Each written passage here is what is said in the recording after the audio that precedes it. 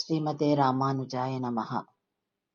சோழ சிம்மாபுரம், கடிகாச்சலம், திருக்கடிகை இந்த அத்தனை பேர்களுமே ஷூலிங்கர் என்ற திவ்ய தேசத்தை தான் குறிக்கிறது.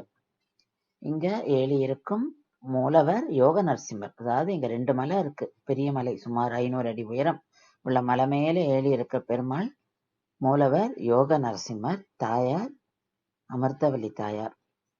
இங்க உற்சவர் மலை அடிவாரத்துல இருக்கிற கோவில்ல இருப்பார்.